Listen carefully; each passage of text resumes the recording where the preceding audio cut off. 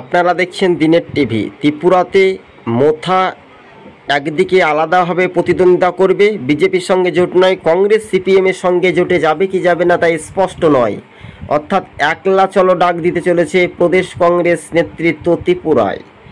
Panchayat vote সমস্ত সব কিছু ঠিকঠাক থাকলে পঞ্চায়েত নির্বাচন ত্রিপুরার জনগণ কি স্বাধীন সুষ্ঠু পরিবেশে ভোট দিতে পারবে? এটাই হাজারে প্রশ্ন রাজনৈতিক মহলের কাছে। হ্যাঁ, এবার বিশেষজ্ঞ থেকে বিজেপির মন্ত্রীরা একটা জল্পনা তুঙ্গে শুরু করে দিয়েছে, যদি কিনা পঞ্চায়েত ভোটে তারা ফলাফল যে অংশের একটা হিসেব রেখেছে সেই অংশীদার হিসেবে কিন্তু একটা বিভিন্ন পর্যালোচনা করে জানতে পারা যাচ্ছে যে রাজ্য রাজনীতিতেই সুদীপ রায় বর্মন তিনি বলেছেন যে কেন্দ্রীয় বাহিনী দিয়ে ভোট করাতে হবে, মনোনয়নপত্র অনলাইনের মাধ্যমে জমা দিতে হবে, যা দিনের টিভি আপনাদের সঙ্গে একেবারে প্রকাশিত আমরা করছি, যাতে গণতন্ত্রের উৎসবের মেজাজে মানুষ সাধারণ ভোটাররা যাতে ভোট দিতে পারে। গণদেবতাদের রায় বারবার করে কিন্তু একটা পিছিয়ে থাকছে উত্তর পূর্বে রাজ্যে ত্রিপুরা। কেন পিছিয়ে থাকছে? ভোটের সময় দেখুন ভোট মানুষ দিতে পারছে না। কেন ভোট দিতে পারছে না? বাইক বাহিনীর জনরোষের যে একটা তাণ্ডব ঘটে সে কারণে মানুষ আস্তে আস্তে আস্তে আস্তে কিন্তু ধীরে ধীরে পরিবর্তন হতে চলেছে। এবার লোকসভা ভোটের যে ফলাফলের নিরিখে সেখানে জুলুম হয়েছিল, গণনা কেন্দ্রে বিরোধী রাজনৈতিক দলের পোলিং এজেন্টদেরকে বার করে দেওয়া হয়েছিল, ধাক্কাধাক্কি করানো হয়েছিল, বিভিন্ন পর্যালোচনা, কেউ ভয়ে ভীতুতে মানুষ ভোট দিতে যায়নি। এমনটাই যে অত্যাচারিত হয়েছে সাধারণ মানুষ। কিন্তু এবার কোন পথে হাঁটবে বা কোন পথে এগিয়ে আসবে এটাই শুধু দেখার একটা বিষয় রয়েছে। তবে রাজ্য রাজনীতিতেই দর্শক বন্ধুগণ আপনাদের সঙ্গে আমরা যে আজকে যে প্রতিবেদনটি তুলে ধরছি, তবে বাস্তবে দিনের টিভি আর এই চ্যানেলের সঙ্গে যদি নতুন দর্শক হয়ে থাকেন চ্যানেলটিকে অবশ্যই সাবস্ক্রাইব করে সঙ্গে থাকবেন। রাজ্য রাজনীতিতে বিষয়টা একেবারে অন্য মতে একটা ভিন্ন যে চিত্র যে সুর সেটাই কিন্তু গুরুত্বপূর্ণ বিষয় বলে এমনটাই মনে করানো হচ্ছে। তবে হ্যাঁ, দর্শক বন্ধুদেরকে আমরা জানিয়ে রাখি রাজ্য রাজনীতির বিষয়টা নিয়ে বারবার করে কিন্তু এই প্রশ্নের উত্তরে আগামী দিন মানুষ কোন পথে এগিয়ে আসবে বা কোন পথ চলা শুরু হবে এটাই শুধু সময়ের অপেক্ষা। তবে এই মুহূর্তের সবচেয়ে গুরুত্বপূর্ণ খবর কিন্তু এবার এই গুরুত্বপূর্ণ খবরের কিন্তু অন্যদিকে সিস্টেম বা চেন সিস্টেমভাবে ভোট হচ্ছে বা ব্যালট দিয়ে ভোটের ওপর নির্ভরশীল বাংলার মতো ভরসা রাখতে পারবে না। কেননা এই মুহূর্তের বিরোধী রাজনৈতিক দলগুলো, তবে সিপিআইএম বিরোধী দলের তকমা পেয়েও রাজনৈতিক মহলে সেটা কিন্তু কেন কড়া নিরাপত্তার কথা বলতে মরিয়া হচ্ছে। স্বাভাবিকভাবে মানুষের রায় বা জনগণের রায় বা জনগণের ইচ্ছা প্রকাশ সেটাই কিন্তু গুরুত্বপূর্ণ বিষয় নিয়েও আলাপ আলোচনা চলছে, তাই তো। এবার বিষয়টা হচ্ছে সুদীপ রায় বর্মন, আশিস কুমার সাহা যেহেতু প্রদেশ কংগ্রেস সভাপতি এবং বিরোজিৎ সিনহা কৈলাসহর 53 কৈলাসহরের বিধায়ক, কংগ্রেসের জনপ্রতিনিধি, 3 জন জনপ্রতিনিধি এবং প্রদেশ কংগ্রেস নেতৃত্ব, যুব নেতৃত্বদের নিয়ে একটা আলোচনা সভা হতে চলেছে। আগামী দিন কোন পথ চলা শুরু হবে, ওই পথে থাকবে না বিপরীত পথে থাকবে সেটা সময়ের অপেক্ষা।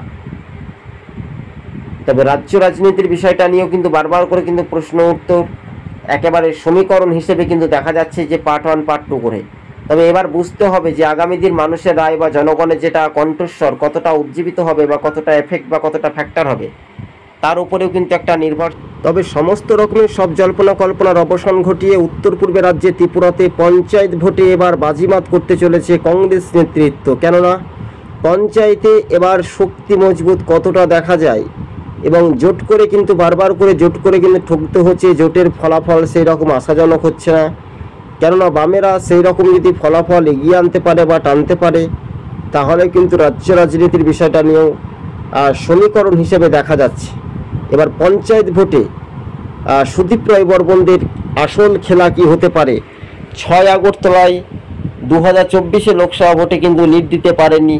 একমাত্র বিধায়ক হিসেবে যদি আমরা দেখি তাহলে মানুষের কণ্ঠস্বর সুদীপ রায় বর্মন উপনির্বাচনে বিজেপি প্রার্থীকে হারিয়েছিলেন অল্প ভোটের ব্যবধানে। তবে হ্যাঁ, এই কঠিন সময়ের কথা ভাবনা চিন্তা করে রাজ্য রাজনীতির বিষয়টা নিয়ে বারবার করে আলাপ আলোচনা চলছিল। স্বাভাবিকভাবে রাজনৈতিক মহলে কিন্তু বারবার করে সেটাই এখন দেখার একটা বিষয়।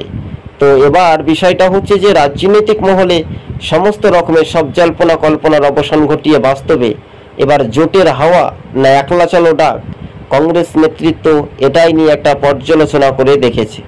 তবে হ্যাঁ, এবার খেলা তো জমবেই, স্বাভাবিকভাবে খেলা জমবেই। মানুষের রায় বা গণদেবতাদের রায় স্পষ্ট হতে পারে। পঞ্চায়েত নির্বাচন, রাজ্য নির্বাচন কমিশন তিনি বলতে চাইছেন যে শান্তি অবাধ সুষ্ঠু পরিবেশে হবে। আর আমাদের যেটা দাবি সেটা বলছে সরাসরি কিন্তু শাসক দলকে একটা ভোটের ইস্যু বা আমরা যেটা ইস্যুটা তুলে ধরছি সাধারণ মানুষের কাছে, মানুষের যেটা ভোট দিতে পারে তারই নাম গণতন্ত্র বলবো। আর মানুষ যদি ভোট না দিতে পারে তার নাম বলবো অত্যাচারিত, গণতন্ত্র একটা অপমানিত হয়েছে। স্বাভাবিকভাবে দর্শক বন্ধুগণ আজ যথেষ্ট পরিমাণে লাইভে এসে আমরা কিছু কথোপকথন বলে দর্শক বন্ধুদের সঙ্গে আমরা প্রতিক্রিয়াগুলি তুলে ধরছি। তবে হ্যাঁ, এবার কিন্তু খেলা কিন্তু জমবে, তাই তো? খেলা তো জমবেই স্বাভাবিকভাবে, কিন্তু রাজ্য রাজনীতির বিষয়টা নিয়ে বারবার করে আলোচনা চলছে।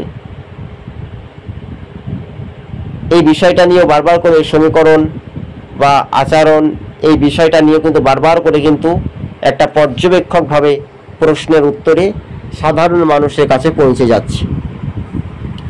পঞ্চায়েত ভোট, ত্রিপুরাতে পঞ্চায়েত ভোটে কি সেই রকম বিরোধী রাজনৈতিক দলগুলো কি প্রভাব দেখা যাবে?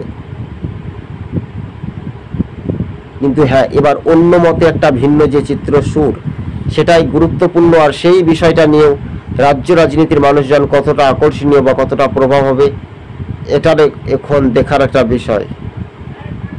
কিন্তু হ্যাঁ, এবার পঞ্চায়েত নির্বাচনে ত্রিপুরা প্রদেশ কংগ্রেস সভাপতি তিনি জানিয়েছেন যে এবার একলা চলো ডাক না বামেদের সঙ্গে জোট হবে, এটাও একটা চিন্তা ভাবনা করে দেখছে আলিমুদ্দিন। কিন্তু হ্যাঁ, এবার বামেরা যদি আলাদাভাবে তারা প্রার্থী দেয় পঞ্চায়েত নির্বাচনে, আবারও কিন্তু সেইখান থেকে একটা একেবারে স্পষ্টভাবে পঞ্চায়েত ভোটের মানে সাধারণ মানুষের কণ্ঠস্বর, সেই ব্যাপারটা নিয়ে কিন্তু বারবার করে বাম কংগ্রেস স্পষ্টভাবে ইঙ্গিতপূর্ণভাবে দেখা যাচ্ছে। তবে হ্যাঁ, এবার তো খেলা তো জমবেই, স্বাভাবিকভাবে খেলা জমবেই। মানুষের অধিকার বঞ্চিত সেটার উপরে কিন্তু উত্তর পূর্ব রাজ্যে ত্রিপুরায়, তবে ত্রিপুরাতে সেটার উপরে নির্ভরশীল হবে অবশেষে। তাই দর্শক বন্ধুদেরকে জানাবো, আপনারা দেখছেন দিনের টিভি। আমাদের ইউটিউব চ্যানেলটি যদি ভালো লেগে থাকে অবশ্যই চ্যানেলটিকে সাবস্ক্রাইব করে সঙ্গে থাকুন। পঞ্চায়েত ভোটে কংগ্রেস এবার একলা চলো ডাক দেবে না বামেদের সঙ্গে হাত ধরবে, এটা এখন সময়ের অপেক্ষা বলে মনে করছেন রাজনৈতিক মহল। দর্শক বন্ধুগণ, আজকে ছিল আমাদের এই পর্যন্ত লাইভ অনুষ্ঠান। পঞ্চায়েতে রাজ, এবার ত্রিপুরাতে কংগ্রেস ঝাঁপিয়ে একলা চলো ডাক দিতে চলেছে।